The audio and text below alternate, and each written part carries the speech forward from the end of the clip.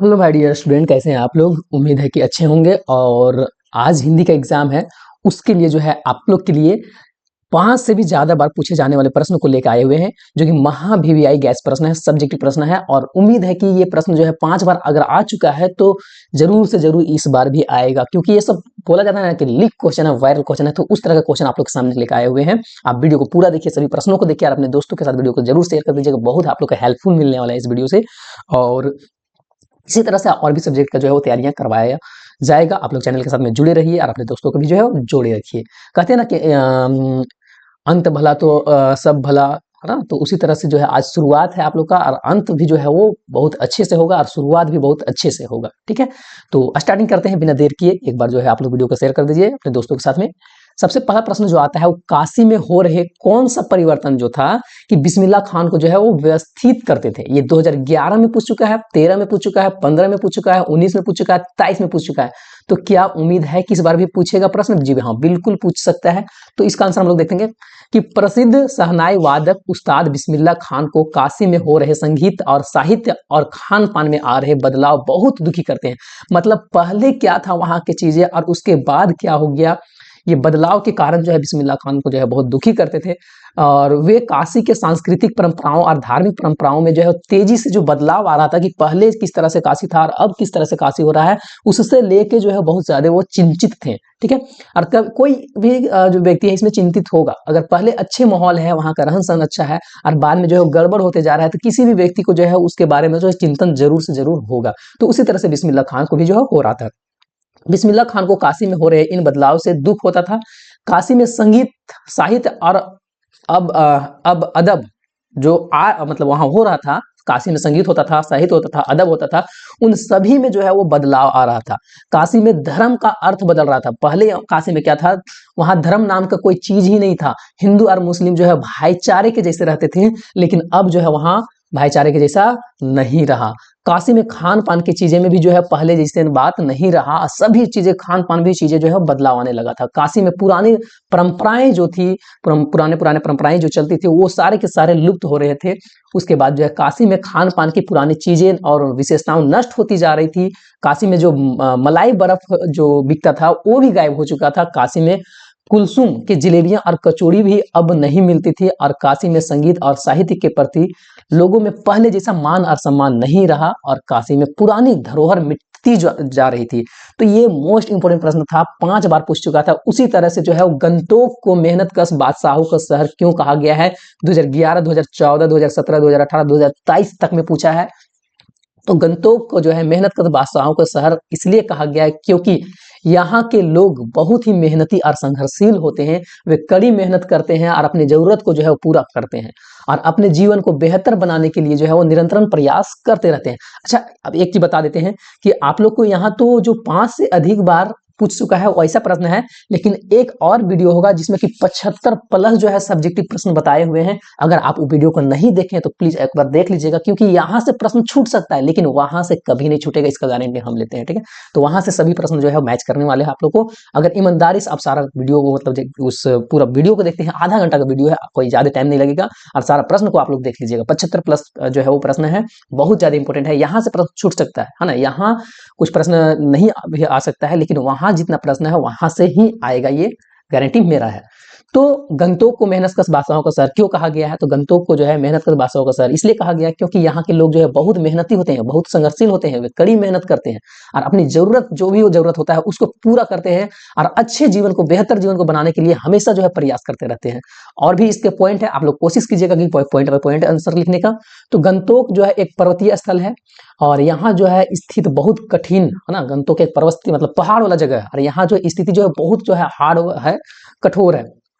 और यहाँ के लोग अपनी जरूरत को पूरा करने के लिए जो है कड़ी मेहनत भी करते हैं।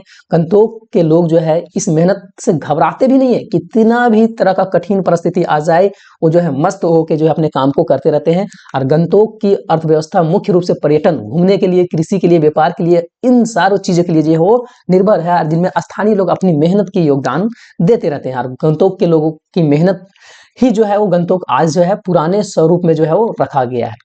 और यहाँ जो है जनता उत्कृष्ट शिक्षा, स्वास्थ्य और अद्वितीय खनिज संसाधनों के साथ साथ पर्यटन का भी जो है उद्योग का भी जो है वो काम करती है।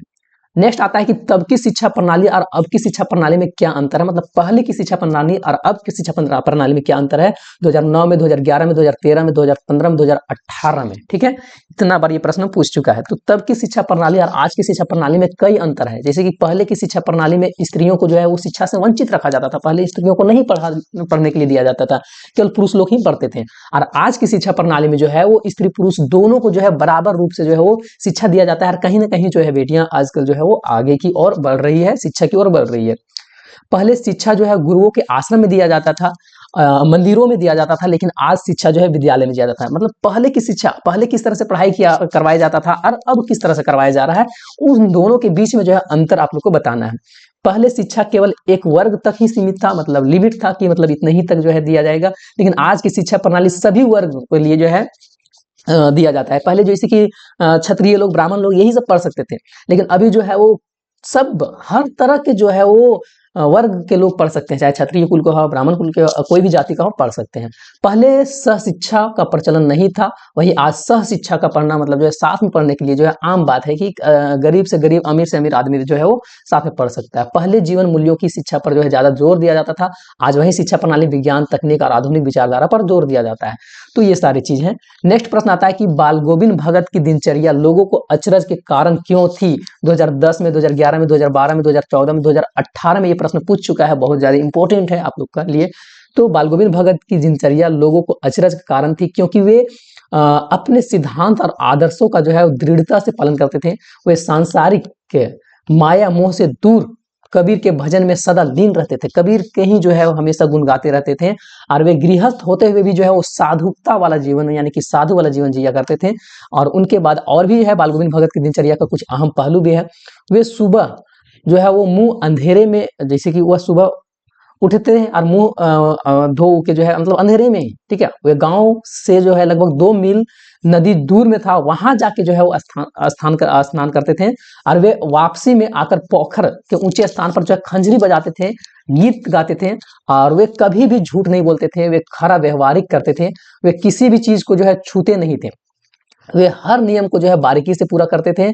और वे सर्दी हो गर्मी हो भजन में तल्लीन में जो है हमेशा लीन रहते थे, वे अकेले ही खेती करते थे।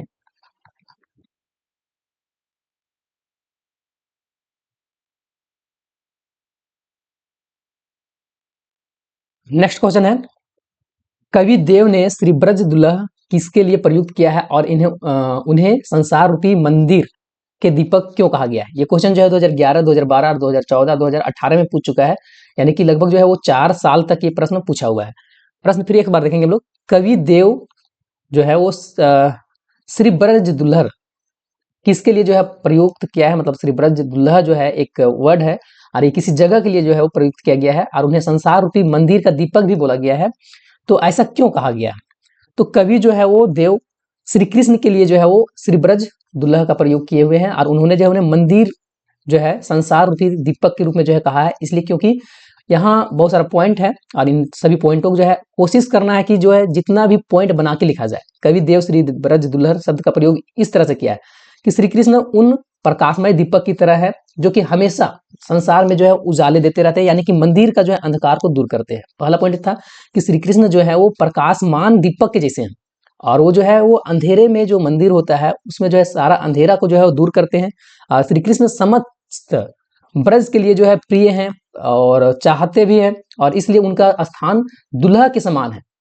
जिस प्रकार एक दुल्हा के जिस तरह से शुरू में स्वागत होता है, उसी तरह से जो है वो दुल्हा के समान जो है माने हुए हैं। और यहाँ समस्त संसार एक मंदिर के समान है, पूरा दुनिया जो है एक मंदिर के जैसा है, और उस मंदिर को जो है वो अंधेरा को दूर करने के लिए श्री कृष्ण को रखा गया है। और इस संसार रूपी मंदिर में श्री कृष्ण जो है वो दीपक के समान जो है प्रकाश करने का प्रयास कर रहे हैं, मतलब पूरी दुनिया को जो है वो ज्वाला यानी कि लाइट के देने के प्रयास किए हैं, और उन्हीं के कारण जो है इस संसार रूपी मंदिर में जो है चमक उठा हुआ है। पूरा दुनिया जो है एक संसार जो है एक मंदिर के रूप में माना गया है। और जैसा मंदिर में दीपक जो है मंदिर में जिस प्रकार जो है उजाला प्रकाशमान होता है, उसी प्रकार जो है यहाँ श्री कृष्ण जो है पूरा दुनिया को जो है प्रकाशमान किए हुए हैं। नेक्स्ट प्रश्न आता है मोस्ट इंपोर्टेंट कि बिस्मिल्लाह खान को शहनाई की मंगल ध्वनि का नायक क्यों कहा गया है। 2012 में, 2014 में, 2015 में, 2016 में और 2022 में ये प्रश्न उतना पूछ चुका है। तो बिस्मिल्लाह खान को जो है वो शहनाई की मंगल ध्वनि का जो है नायक इसलिए क्यों बोला जाता है, क्योंकि ये जो बिस्मिल्लाह खान जिस प्रकार शहनाई बजाएं, पूरी दुनिया में अब तक जो है वो किसी ने इस प्रकार के जो है वो शहनाई को नहीं बजाया। और बिस्मिल्लाह खान जो थे, इतना अच्छा से शहनाई बजाते हुए भी जो है वो भगवान से बस यही चीज चाहते थे कि मुझे और भी चीज और भी अच्छे से जो है शहनाई बजाने के लिए और अच्छे स्वर में गाने के लिए जो है आवाज दिया जाए। मतलब इतना चीज होने के बावजूद भी, पूरा दुनिया में फेमस होने के बावजूद भी जो है उनका मन नहीं भरा था और हमेशा ईश्वर से यही चीज का मांग करते थे कि और भी जो है मुझे बहुत चीज सीखना है। इस तरह से शहनाई को मंगल वादक माना जाता है और बिस्मिल्लाह खान शहनाई के वादन में एक नई ऊंचाई पर पहुंच गए और दुनिया को पहुंचाना भी चाह रहे थे, और इसलिए उन्हें शहनाई के मंगल ध्वनि का नायक भी बोला जाता है। पॉइंट भी है, उन्होंने शहनाई वादक की एक नई ऊंचाइयों पर पहुंचाया। उन्होंने भारतीय शास्त्रीय संगीत में शहनाई की एक महत्वपूर्ण स्थान दिलाया। भारत के लोग जो है बहुत कोई जानने लगा शहनाई की वजह से। बिस्मिल्लाह खान अलग अलग देशों में जाके जो है शहनाई को बजाएं, और उनकी शहनाई वादन की कला ने न केवल भारत के बल्कि जो है पूरा दुनिया में जो है एक प्रतिष्ठित वाद्य यंत्र बनाया। मतलब शहनाई को लोग पहले उतना जानता भी नहीं था, लेकिन इतना ज्यादा फेमस हो चुका शहनाई बिस्मिल्लाह खान की वजह से। और उन्होंने एक नए राग और पैटर्न का भी आविष्कार किया, जिसने संगीतकारों पर जो है महत्वपूर्ण जो है प्रभाव डाला। भारत में जितने भी शहनाई वादक हुए हैं उसमें बिस्मिल्लाह खान का नाम जो है वो सबसे ऊपर, यानी कि सबसे ऊपर थे। इनके जैसा अभी तक कोई नहीं हुआ है। उन्हें उनसे बढ़कर सुरीला शहनाई वादक अब तक की बात किया जा रहा है तो कोई नहीं था। और शहनाई की ध्वनि आमतौर पर जो है वो सुमधुर ध्वनि कहा जाता है, क्योंकि यह मधुर और कानों में जो है प्रिय होता है। नेक्स्ट आता है मोस्ट इंपोर्टेंट प्रश्न, ये भी है, शहनाई की दुनिया में डुमराव को क्यों याद किया जाता है। मतलब डुमराव एक ऐसा गांव है जहां से जो शहनाई वादक बिस्मिल्लाह खान थे वो वहां से उनका जन्म स्थान है, और उनका जन्म स्थान होने की वजह से जो है इसको बहुत ज्यादा याद किया जाता है। जिस प्रकार हम लोग के लिए जो है, जैसे कि MS धोनी हम लोग अगर क्रिकेट में लेते हैं तो महेंद्र सिंह धोनी को जो है वो पूरा दुनिया जानता है, और उनके वजह से लोग जो है बहुत कोई जो है झारखंड को भी जानता है, क्योंकि MS धोनी का जन्म स्थान जो है वो झारखंड है। तो उसी प्रकार जो है शहनाई की दुनिया में डुमराव को इसलिए याद किया जाता है। ये 2012, 15, 18 और 24 में प्रश्न पूछ चुका है कि शहनाई की दुनिया में डुमराव को इसलिए याद किया जाता है क्योंकि मशहूर शहनाई वादक जो फेमस थे शहनाई के लिए, उनका जन्म स्थान जो है इस डुमराव गांव से ही हुआ था। डुमराव में सोन नदी के किनारे पाई जाने वाली नरकट घास से जो है वो शहनाई बजाने के लिए रीड बनती है, और इसी वजह से जो है शहनाई की दुनिया में डुमराव सबसे महत्व माना जाता है। और डुमराव और शहनाई का संबंध यह है कि डुमराव में सोन नदी के किनारे नरकट नाम का एक घास मिलता है, और उससे जो है शहनाई बजाने के लिए जो है वो उसका रीड बनाया जाता है। डुमराव शहनाई के सम्राट बिस्मिल्लाह खान का जन्मभूमि भी है, और बिस्मिल्लाह खान ने शहनाई वादक के एक नया ऊंचाई तक जो है वो पहुंचाए हुए हैं, और भारतीय संस्कृति को जो है संगीत को एक महत्वपूर्ण स्थान भी दिलाया है। लोग भारत को अलग अलग देश में जो है वो जानते हैं। उनकी शहनाई वादक की कला ने केवल भारत को ही नहीं पूरा दुनिया को जो है शहनाई के लिए जो है एक प्रतिष्ठित वाद्य यंत्र बना दिया है। बिस्मिल्लाह खान को जो है वो शहनाई की मंगल ध्वनि का नायक भी बोला जाता है।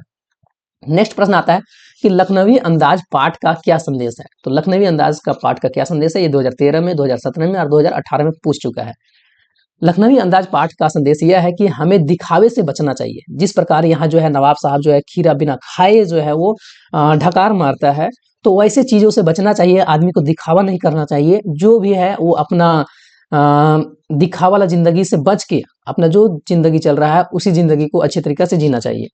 लखनवी अंदाज पाठ से हमें ये सीख मिलता है कि लोगों को दिखावा से बचना चाहिए और वास्तविकता, मतलब जो वास्तव में जो है अपना जीवन उस पर जीना चाहिए, वास्तविकता को अपनाना चाहिए। और इस पाठ में लेखक जो है वो लखनऊ के नवाब की दिखावटी अंदाज का मजाक उड़ाया है। मतलब लोग जो है बिना खाए आखिर कैसे, जब अगर पेट में अन्न गया ही नहीं तो ढकार फिर किस प्रकार से आएगा। तो इस पाठ के जरिए लेखक ने ये भी संदेश दिए हैं कि हमें दिखावे की जो जिंदगी है उससे बचना चाहिए, और वर्तमान में जो हम लोग जी रहे हैं अर्थात उसी के सम्मान करना चाहिए। जो मेरे पास है उसका इज्जत करना चाहिए। हमें काल्पनिकता को छोड़कर वास्तविकता को अपनाना चाहिए। कल्पना किसी प्रकार की चीजों को नहीं करना चाहिए, जो वास्तव में है उसी को जो है वो मानना चाहिए। जीवन में स्थूल और सूक्ष्म दोनों का महत्व है। केवल गंध और स्वाद के सहारे पेट नहीं भरता। अगर ऐसा होता तो लोग जो है थोड़ा सा खाली खाना बनाता और उसके बाद गंध से ही जो है पूरा का पूरा पेट भर लेता। तो ये दिखावा वाला जिंदगी जो है लोगों को बहुत जो है कि ठीक नहीं लगता है। जो लोग इस तरह से पेट भरने और संतुष्टि होने का दिखावा करते हैं वे ढोंगी कहलाते हैं। बस को वो दिखाना चाहते हैं कि हम बिना खाए जो है ढकार मार सकते हैं, तो ऐसा नहीं होता है।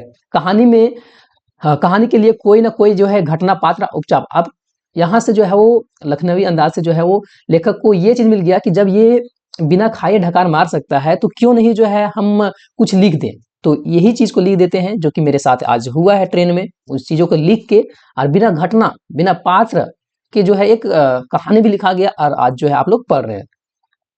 इस पाठ में लेखक ने लखनवी अंदाज की विशेषता जैसी वहां की बातचीत की मिठास, शिष्टता और लोगों के आपसी संबंधों की जो है वो गर्माहट पर जोर दिए हैं। नेक्स्ट प्रश्न आता है कि मृग तृष्णा किसे कहा गया है? छाया मत छूना। शायद ये चैप्टर से हट चुका है या फिर तो नहीं भी हटा है। मृग तृष्णा किसे कहते हैं? छाया मत छूना कविता में इस प्रकार इसका प्रयोग किस अर्थ में हुआ है? बहुत ऐसा प्रश्न है जो कि चैप्टर से हट चुका है, उसके बाद भी जो है प्रश्न पूछा हुआ है, तो इसको भी हम लोग जो है वो देख ही लेते हैं, क्या पता कि पूछ दिया जाए। 2010, 2011, 2018, 2022 में ये प्रश्न पूछा हुआ है। तो छाया मत छूना कविता में मृग तृष्णा का प्रयोग भ्रम और छलावे का अर्थ में भी जो है किया गया है। मृग तृष्णा का मतलब होता है आंखों का भ्रम, यानी कि जब कोई चीज वास्तव में न होकर भ्रम की स्थिति बनाए। छाया मत छूना कविता के अनुसार जो है वो मृग तृष्णा का प्रयोग इन तरह से किया गया है। पॉइंट आप लोग के लिए है। पहला पॉइंट है कि कवि कहना चाहता है कि लोग की प्रभुता यानी बड़प्पन में सुख मानते हैं, लेकिन बड़े होकर कोई भी सुख नहीं मिलता। बड़प्पन का सुख दूर से ही दिखाई देता है, लेकिन यह वास्तव में सच नहीं होता है। उसके बाद है कि मृग तृष्णा एक ऐसी स्थिति है जो वास्तविक नहीं होता है, बल्कि जो है केवल मन का जो है भ्रम होता है। मन जो है एक भ्रम में जीता है और इस जीवन में उनकी प्रतीक हमें आकर्षित करती है, लेकिन वास्तव से इसका कोई भी लेना देना नहीं होता है। नेक्स्ट प्रश्न आता है कि खेती बाड़ी से जुड़े हुए गृहस्थ बाल गोविंद भगत अपनी किन चारित्रिक विशेषताओं के कारण जो है वो साधु कहलाते थे? ये भी मोस्ट इंपोर्टेंट क्वेश्चन है। एक 2009 में, 2012 में, 2016 में और 2024 में पूछ चुका है। 2025 में नहीं पूछा हुआ है, यानी कि 26 में चांसेस है कि पूछ सकता है बिल्कुल। तो खेती बाड़ी से जुड़े गृहस्थ बाल गोविंद भगत अपने किन चारित्रिक विशेषताओं के कारण जो है वो साधु कहलाते थे? तो साधु कहलाने का निम्नलिखित विशेषताएं हैं।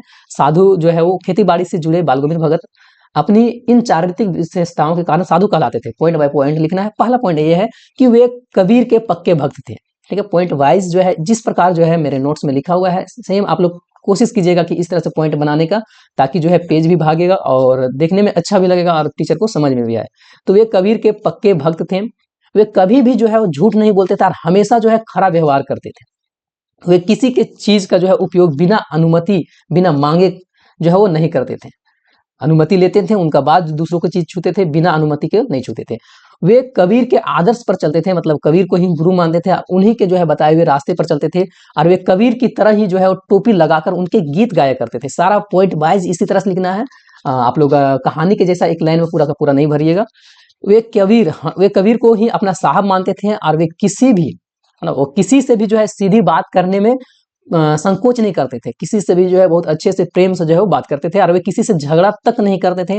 वे अपना तन मन प्रभु भक्ति और भक्ति गीत गाने में जो है वो लगाया करते थे। वे शरीर को नश्वर तथा आत्मा को परमात्मा का अंश भी मानते थे। बाल गोविंद भगत के इन्हीं दिनचर्याओं के कारण जो है लोग के लिए कुतूहल का विषय थी। सर्दी हो या गर्मी अपने भजन में जो है वो ललीन रहते थे और उनका जो है विशेष यही गुण था कि ठंडा के दिन में भी जो है वो बहुत जो है वो खंजरी लेके जो है अपना बजाया करते थे। और वृद्धावस्था में भी जो है भगत जी ऐसी दिनचर्या अचरज के कारण इन्हीं के कारण जो है लोगों के लिए जो है अचरज के कारण बना रहा। मतलब जब वो बूढ़े भी हो गए फिर भी जो है वो एक यंग व्यक्ति के जैसे कि मतलब 2 किलोमीटर दूर जाके स्नान करके ठंडा दिन में आना, तालाब के भीड़ में जो है वो खंजरी बजाना, लोगों को गाना सुनाना, इस तरह की चीजें करते रहते थे। नेक्स्ट प्रश्न आता है कि आपके विचार से भोलेनाथ साथियों को देखकर सिसकना भूल जाता है। ठीक है, आपके विचार से मतलब क्या क्या वजह था कि जो है कि भोलेनाथ अपने साथी को देखें और उसके बाद सिसकना भूल जाते थे? 2011 में, 2016 में और 2014 में ये प्रश्न 3 बार पूछ चुका है। तो भोलेनाथ अपने साथियों को देखकर सिसकना भूल जाता है क्योंकि वे अपने साथियों के साथ खेलना अच्छा लगता है। उस समय कौन रोता है? जब खेलने के समय आ गया है तो वो खेलने पर विशेष ध्यान देते हैं और जो रो रहे होते हैं वो भूल जाते हैं। तो साथियों के साथ होने से उनका खुशी और सुकून मिलता है। उनकी उदासी जो है वो जो सिसकने वाला भावनाओं जो है वो दूर हो जाता है और भोलेनाथ अपने साथियों को देखकर सिसकना भूल जाते हैं। उनका निम्नलिखित कारण है। ये प्रश्न का भी आंसर जो है वो पॉइंट वाइज है। भोलेनाथ को अपने मित्र मंडली के साथ तरह तरह का खेल क्रीड़ा करना अच्छा लगता है। मतलब अलग अलग तरह के खेल खेलते हैं, यानी कि कभी घर दुआरी खेल लेते हैं, तो कभी जो है वो पेड़ के झूला झूल लेते हैं, तो कभी जो है लोगों को परेशान कर लेते हैं। ये सारे चीज जो है उनको बहुत अच्छा लगता था और वह अपने साथियों की हुल्लड़बाजी, शरारती और मस्ती को देखकर सारा चीज भूल जाते थे। उनके साथ वह सब कुछ भूल जाते थे। खेल के क्रीड़ा के आगे जो है हर एक चीज जो है, मार की पीड़ा भी भूल जाते थे। मार भी अगर पड़ा है तो वो भी जो है उनके दिमाग से हट जाता था। खुशी के कारण उनका खुशी के कारण उनका मन जो है वो भय और पिछली यादें निकल जाते हैं कि पीछे मेरे साथ क्या हुआ, वो सारा चीज दिमाग से निकल जाता है और वो खेल में जो है मग्न हो जाते हैं। उसे लगता है कि अब डर भय किसी भी तरह का चिंता का आवश्यकता नहीं रहा है। मार पीड़ा खेल क्रीड़ा के आगे कुछ नहीं लगता है, इसलिए वो रोना भूल के जो है दोबारा से अपने मित्र मंडली के साथ में खेल का मजा उठाते हैं। टॉप वीवीआई क्वेश्चन ये है, सेनानी न होते हुए भी जो है चश्मे वाले के लोग कैप्टन क्यों कहते थे? ठीक है, वो सेनानी तो नहीं था, किसी प्रकार की सेना भी नहीं था, फिर भी लोग उसको कैप्टन बोलता था। एक वो लंगड़ा भी था, तो लंगड़ा लोग जो है वो सेना में नहीं जा सकता है, तो फिर भी जो ये आखिर सेनानी क्यों कहलाया? तो ये जरूरी नहीं है कि जो लोग सेना में जाए वही जो है सेनानी कहलाता है। जो सच्चे देशभक्त है, सच्चे देश प्रेमी है, चाहे जो है वो किसी भी तरह से अगर अपने देश के बारे में जो है इज्जत और मर्यादा को रखा हुआ है, तो वो उस तरह के लोग जो है वो कैप्टन या फिर तो जो है देशभक्त कहलाएंगे। तो ये प्रश्न जो है 2011 में, 2014 में, 2016 में, 2023 में, 2024 में, मतलब 23 में भी पूछा था, 24 में भी पूछा था, मतलब 23-24 2 साल लगातार पूछा हुआ है। 11 में, फिर 12-13 नहीं पूछा, 14 में पूछा, फिर 15 में नहीं पूछा, 16 में पूछा, फिर 17, 18, 19, 20, 21, 22 तक तो ये प्रश्न पूछा ही नहीं, 23 में पूछा, फिर 24 लगातार जो है पूछा हुआ है। तो ये इंपॉर्टेंट है कि सेनानी न होते हुए भी जो है चश्मे वाले के लोग कैप्टन क्यों कहते थे? तो चश्मे वाले के लोग कैप्टन इसलिए कहते थे क्योंकि वह देश एक जो है वो देशभक्त नागरिक था। उसकी देशभक्ति की भावना किसी सेनानी से कम नहीं था। एक सेना में जिस तरह का देशभक्ति का भावना होता है, सेम उसी तरह से चश्मे वाले पे जो है वो देशभक्त की जैसा जो है वो भावना था। नेताजी सुभाष चंद्र बोस जी के जो है वो प्रतिमा में अपने श्रद्धा प्रकट करने के लिए उन पर जो है मूर्ति पर जो है चश्मा लगाते थे। कैप्टन चश्मे वाले के बारे में और भी ज्यादा जानकारी जो है वो पॉइंट वाइज लिखा हुआ है कि वह एक गरीब और मरियर लंगड़ा व्यक्ति था। वह फेरी लगाकर चश्मा बेचता था और उसके पास चश्मा का दुकान नहीं था, बल्कि जो है कुछ ही चश्मा जो है वो उसके पास रहता था और वह अपने ग्राहकों से हमेशा मुस्कुराते हुए बात करता था। वह समाज में या समाज की छोटी छोटी या बड़ी घटनाओं पर अपना राय व्यक्त करता था, चाहे वो छोटी घटना हो या बड़ी घटना हो, सब पर जो है अपना राय देता था। उसकी दुकान पर हमेशा ग्राहक का भीड़ लगा हुआ रहता था और वह अपने कामों में जो है वो निपुण था, अपना काम को बहुत अच्छे तरीका से करता था। और वह नेताजी की मूर्ति पर जो है वो बार बार चश्मा पहनाकर देश के प्रति अपना प्रेम को जो है वो अपार श्रद्धा प्रकट करता था और उसकी इसी भावनाओं के कारण जो है लोग उसको कैप्टन कहते थे। तो ये मोस्ट इंपोर्टेंट प्रश्न था और इससे पहले भी जो है आप लोग को बताया गया है 75 मोस्ट इंपोर्टेंट प्रश्न। यहाँ से प्रश्न छूट सकता है, लेकिन 75 प्रश्न जहाँ बताया गया आप लोग को, उस वीडियो आधा घंटा का वीडियो है, अगर आप उस वीडियो को पूरा देख लेते हैं तो सब्जेक्टिव प्रश्न उम्मीद है कि एक भी नहीं छूटेगा। तो मिलेंगे हम लोग नेक्स्ट वीडियो में, तब तक के लिए फिर जय हिंद, जय भारत, जय झारखंड।